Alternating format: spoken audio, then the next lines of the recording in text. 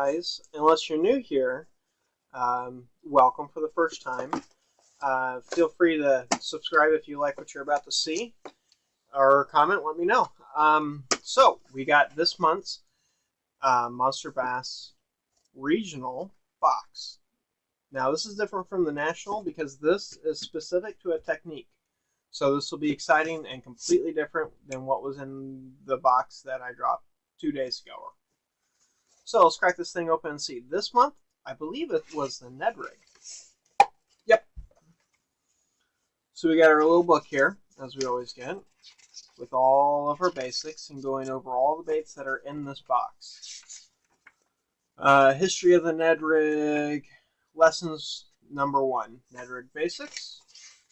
Number 2 is going to be hitting edges with jerkbait. Lesson number 3 is going to be about spinners, which is super exciting because I love spinners, and line or bassy spinners. Third one is going to be about walking the dog. And number 5 is going to be that deep crank.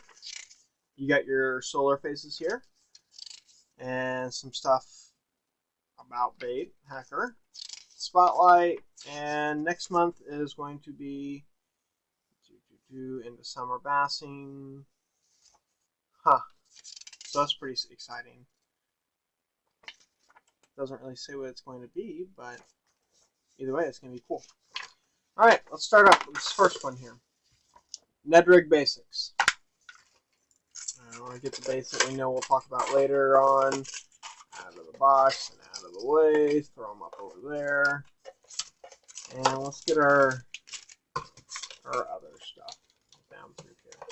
Okay, so this is pretty cool what they got going on here with this Ned Rig, or this Ned head. So if you fished a Ned before, you know that you get your little mushroom head, and you have your hook, okay, and then the hook protrudes out. Now, what I like about this and the way they unveiled this is it makes the Ned Rig weedless. So it's like an EWG with the little mushroom head. I think this is better than a standard Ned hook. I think this is a lot better. Because I don't know how many times I've accidentally snapped off a Ned on like a log or something like that. So let's see. They got the X Zone 4 1/4 Neko Ned Zone, Rabid Baits Foxtail, or you got the TRD Ticklers. Now I'm actually really happy that I got those Rabid Foxtails. Green Pumpkin Black. It's in an even better color. So let's go ahead and rig one of these up. And the reason why I was super excited to get these, because like I like treble hooks, I also like the hair on it. So that's super exciting and appealing to me. So let's go ahead and rig this guy up here. So we're just gonna go boop, just like that. See if we can get a little closer, kind of like you would like a little Texas rig, not too far. Maybe let's just go to the barb because it's kind of a short shank up here and we don't want to stuff it.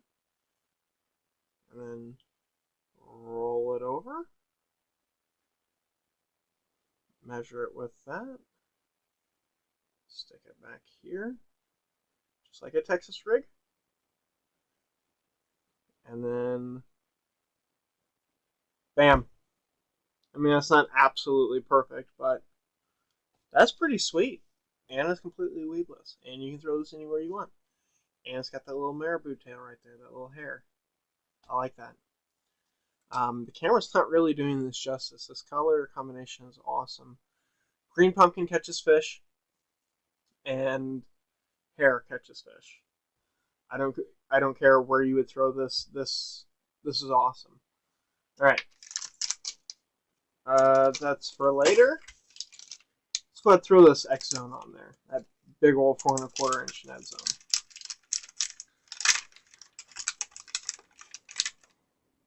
So you got your worm. Nothing spectacular here. What's the color on this? Perch. Okay, that's cool. So we'll go ahead and rig this guy up here. Because they gave us 3 of these in the box. I really hope I can buy more of these from them. or be able to find out where they're from in general.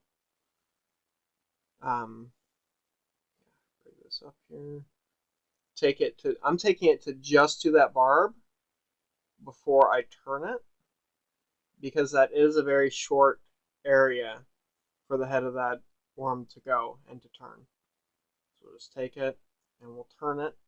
And I punched it through that peachy belly because perch have green backs. And right there-ish.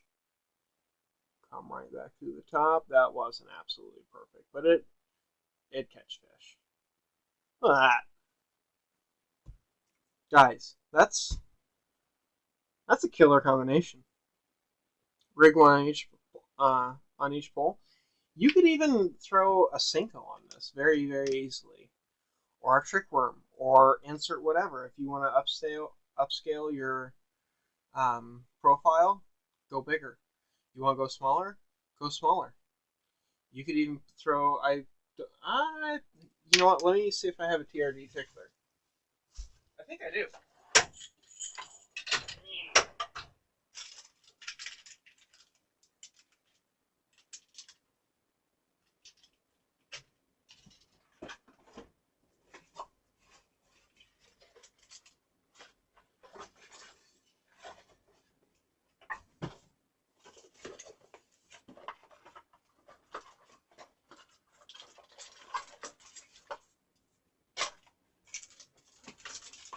Okay.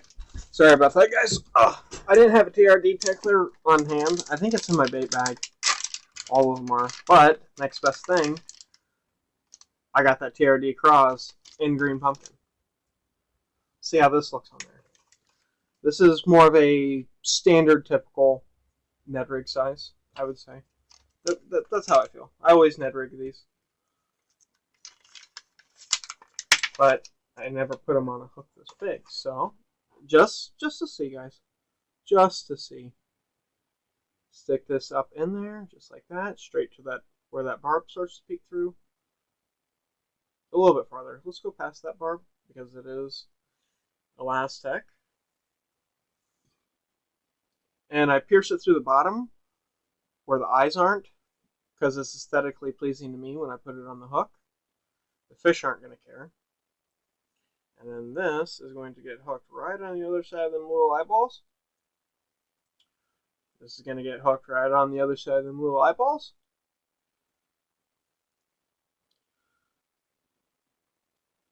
It ain't perfect. Oh, I could have not gone quite so deep, but it's all hook, man. Oh, something fell. That's fine. That's sweet. But yeah. That's excellent. Excellent assortment. So I'm definitely going to see if I can get some more of these hooks, because I've been curious about the style of an EWG Ned Rig hook. And this is a lot better than I thought it was going to be. Alright. So you got your Ned Rig. I showed you how to rig it. That's your classic, so you would just whoop, straight through, and at the top, standard Ned Rig stuff. But this weedless one, this is killer. So you know you're gonna fish this on medium light action spinning rod. I'm gonna say instead of medium light, I would say medium. Medium fast, definitely 7 foot, and 6 or 12 pound fluoro. Completely agree with that. I mean, we all run fluoro leaders on braid to conserve fluoro. 3,000 size spinning reel. I think you could probably get away easily with the 2,500 if you've got a good backbone, good strong rod. And they should just say everywhere on here, because you can just fish this everywhere. That's sweet. Sweet. All right. So I guess we're done talking about these amazing Ned Rigs here. So next up on this little list here is talk about jerkbait time. I also really love jerkbaits. I get really excited, and I really like the fact that the jerkbait I got in my regional box is different than the jerkbait that I got in my National box. Alright, so let's check this guy out here. What do we got? They call this the Clown. So that's gold back, red front, silver body. This thing looks sweet. 99 millimeters, so it's not a 110. It's not quite full size, but it is still a ½ ounce. And it's got that sweet red front hook. EWG style trebles. And they are sharp. So this is going to be a 4 to 6 foot guy. So let's not rattle real quick. It's kind of quiet. It's a little quieter than I would have expected. But I'm not going to hate on it. I've actually, these monster bass jerkbaits, a lot of the monster bass lures, I've caught some pretty good fish on them. And these hooks are tough. They are super tough. BKK hooks. Yeah, shout out to them because they make a really great hook. And the hookup ratio on them are awesome. The only thing I don't like about 99 millimeter jerkbaits versus a full-size 110 is I like having that third hook. Because I've had plenty of fish, yeah, they'll hit the front, they'll hit the back, but 99's right on that edge where I'd rather just have the full-size 110, but I still really like this, and I am going to throw this. That's a good bait. That's a cool pattern, too. The paint on it's nice. Let's roll this over for you guys. Yes. You can really see the scales that are just enough to break up that bright silver pattern. And that red and gold back. This is nice. This is really, really nice. And of course you're going to fish on grass lines in the summer. Jerkbaits, just, I usually always have either my jerkbait box out at the top of my bag, or I got one tied on almost all of the time. And you're going to throw this, they recommend a 6 foot medium action graphite rod with a fast tip. Yeah, I'd agree with that. I would even say that you could go up to like a 702, and definitely if you can get one, throw it on glass. But I would not go a heavier action than medium with treble hooks, and because this thing is not big enough to warrant a medium heavy. Yeah, you could do it with a fast tip, but if it's what you got, it's what you got. You throw it. If you have a choice at picking up a new crankbait rod, that's pretty close to what I would recommend. But I would definitely say something longer than 610. I think 610's a little short for my comfort. 14-pound fluoro, agree. 731 bait casting reel. You could argue that however you want, but I throw this on my crankbait setup, and that thing's a 6.2 or 6.1. 6.1 or 6.2 to 1. You can always reel faster. You can always reel slower too, but I would rather just have that 6. That 6 is better. But yeah, so you just throw it out there, pull it down a little bit, and reel up your slack, let it sit for a second, especially when it's cold, maybe like 2 or 3 seconds, and pop, pop, pop, pop, pop, pop, pop. So also catch trout, believe it or not. My PB rainbow trout in a lake, it's on a jerkbait. It's actually on a vicious 110, not a vision 110, a vicious 110 with a perch pattern. But jerkbaits are awesome. In the summer, you're going to have this. You're not going to want to let it sit too long after that pop, pop, pop. You might even just want to be like, just keep popping as you're reeling. Just pop and just keep spinning it. Just keep it moving because you don't want them to get too good of a look at it, especially if you're in clear water. If you're in tannic water or darker water, then yeah, let it sit for like a second or two in the summer. In the winter, of course, they're slow, sluggish, and not super responsive, so you let that sit there for maybe up to 5 seconds. But yeah, jerkbaits. Highly recommend jerkbaits. all the time. Docks, jerkbait. Grass line, jerkbait. 15 feet of water, jerkbait. 20 feet of water, throw it anyway, just because you can. I mean, people are going to disagree with me on 20 feet of water throwing a 6-foot jerkbait, but bass are going to come up from the depths, especially if it's hot out, to ambush this. Moving on, because I can talk about that as long as I can talk about that. All right, lesson number 3 here. Finally get to talk about the spinner. Ooh. And, you know, granted, this is the same exact spinner that I opened in my regional box, same color. I'm 10,000%. Wait. No, it's not. Oh, it's okay. It's faintly not the same spinner. The camera's not gonna pick it up very well because I'm sitting in like a yellow light in here because that's what makes the camera pick up the colors the best. It's actually white and like a very faint chartreuse with a chartreuse blade, so it is not the same one I got in my last box. It's similar. It's not. Trust me. This is a pale chartreuse, and this skirt is white and pale chartreuse. This is a neat spinner. So we'll go back to talking about the spinner here. I wish they said what kind of hook they used. But it's a nice stout, it's a stout hook. It's a very stout hook. And the wire, it's a good wire. I wouldn't say it's too hard of a wire, and it's not a flimsy wire. You're not going to straighten this thing out right away. But you've got some premium stuff here going on. So up here on your top willow blade, and you got your secondary willow blade.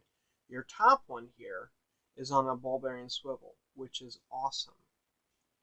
Because I would recommend, if you could, ideally, switch every single spinner you have to a top ball bearing. It probably realistically doesn't make that much of a difference, but I tell myself I can feel the difference, and I know that this is a better, smoother way to move a blade. I've actually basically switched to all ball bearing swivels for when I throw inline spinners and stuff like that. Then you got your lower blade. It doesn't really have like glitter in it. Once again, it's kind of like the other one. It's pitted, which is cool because it's going to have a different way to reflect the light. This one, it has glitter. I don't think the camera's going to pick it up very well, but it does. It's a great looking head. It's a hand-tied skirt. Right there. Barely see it. This is my only gripe about this spinner is there's no bait keeper. Let's get that skirt down. There's no bait keeper, which kind of sucks. You would think on a tournament grade spinner that it would have at least the cast hook or the little wire piece. I like both of those. This is fine as long as you're not throwing something with like a serious paddle tail on it. What did I do with that? Which they sent with it a light paddle tail. Which this is kind of an interesting color combination that they selected for this. So this is the net bait. What do they call this? Little Spanky, but it's blue-black. I mean, I'm not opposed to mixing up colors that probably really shouldn't be going together, but I'm fine with that. It doesn't bother me in the slightest bit. Still catches the fish that it was going to catch. So we'll go ahead and rig this up.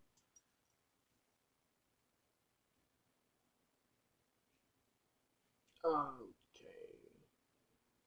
And I think my hook out point was right about there. Can I get that over the... Yep, there we go. Alright. So, that's That don't look bad at all. I actually kind of like that. I throw black paddle tails fairly often on stuff. I wouldn't have thrown black and blue like this on here. I would have just thrown straight black or maybe white. I'm a big fan of white. No, that's pretty sweet. It's nice and streamlined. Okay, so when you throw a spinner, I don't really. It doesn't matter what you do with the spinner. Put something, anything. If it's half of the Senko on here, throw it on the hook, because when this is going through the water, okay, and a bass comes up, opens its mouth, it's like a vacuum, okay. You need that static mass, and this adds just enough static mass for that bass to be able to suck this in easier. Sometimes if you throw just a bare spinner, there isn't enough bait there, because the skirt's job is to fool it and make it look bigger. The bass comes up, opens his mouth, sucks, and it's got that vacuum effect. It might not pull it if you do not have anything on here. I'm being completely serious. Even if you have that much worm, just a straight worm, anything to add mass to this hook, golden. Highly recommend it. I wonder if they even talk about that in here. Actually, the last paragraph right there. They talk about vibes, giving the perfect illusion. But that static mass thing, guys, trust me on that. Just put anything on here. If it's a chunk of an old worm, it doesn't matter. Throw anything on the back of your spinner, and you'll drastically increase your chances of hooking up with a fish. And then after that, everything else works perfectly fine. No, this is great. I like this a lot. I'm going to put this down before I talk about this more. But yeah, put anything on the back of it. Doesn't matter if it doesn't even come out the back of the skirt. Just something, anything. All right. Got another walking bait. Oh, this one's bone. What color was the other one I got? I don't remember right now. I don't think it was bone, though. I don't think I have this one. Alright, so this is the Arc T5 115, so it's a 115 millimeter bait. And this thing is in bone. And it's got a nice feathered rear hook. It's a topwater walking bait. It's got some serious rattle on it. Let's say what weight this thing is.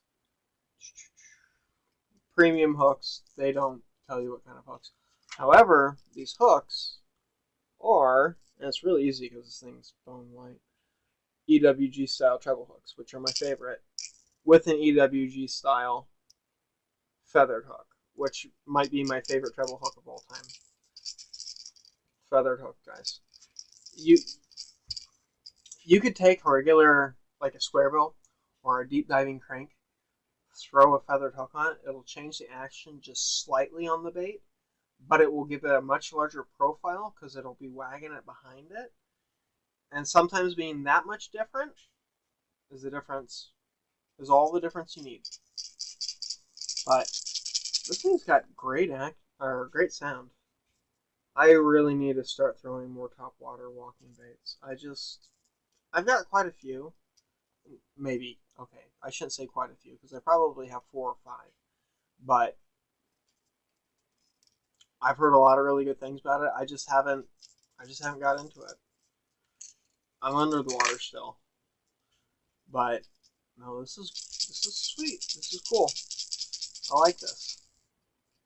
Definitely have to throw this. And I don't know why, I like the bone color. And it works well, especially in clear water. I think it gives just enough of illusion because when they're looking up at it, it's a silhouette.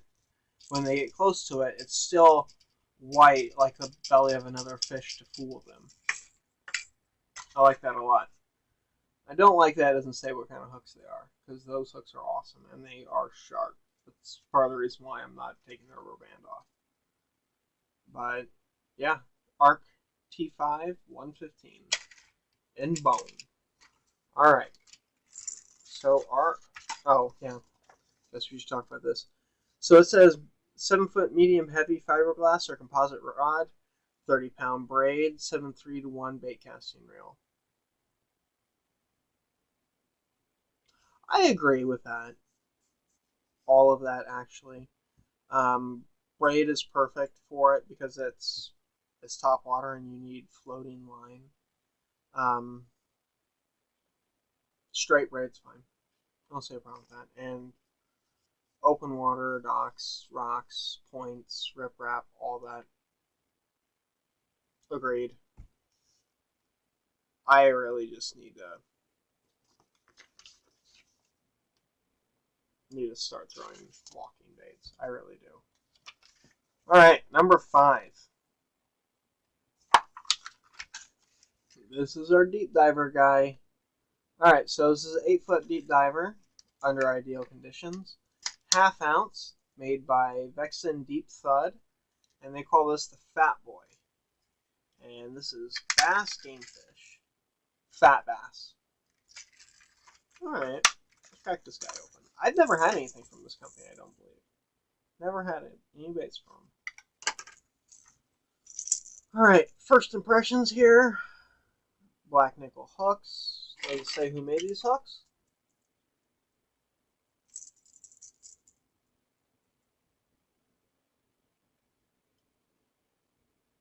That's weird. Oh. Okay. Yeah, it doesn't say anything about the hooks, but these are made in Iowa. So the paint scheme is very traditional. The whole body of it is very traditional. Nice bill. It's pretty thick too for a deep diving crank, especially towards the end here. I wonder what the action is like on this. Let's check out this rattle. It's got a nice rattle. It's got different tones in there, so you got your smaller BBs making that higher pitch noise, and it's got medium-sized ones. No big heavy thud. Oh, those hooks are sharp. Nice little painted on gills, little orange belly. It's pretty, it's nice. Don't get me wrong, it's really nice.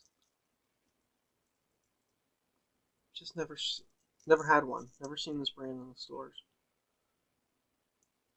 Split rings are definitely, probably, maybe a number 4. Yeah, I'd say those are a number 4 split ring.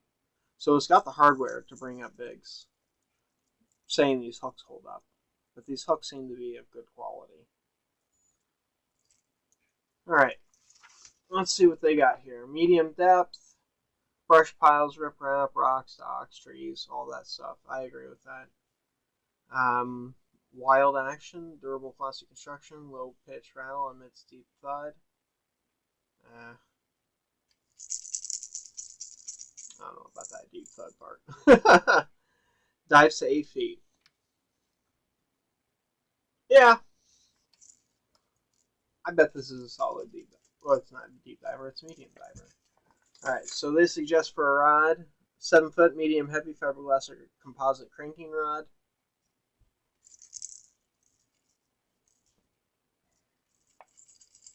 Yeah, I would agree with that. Medium heavy. Maybe like a moderate fast action would be great. And then 20-pound mono or fluoro. Fluoro. And I wouldn't go 20.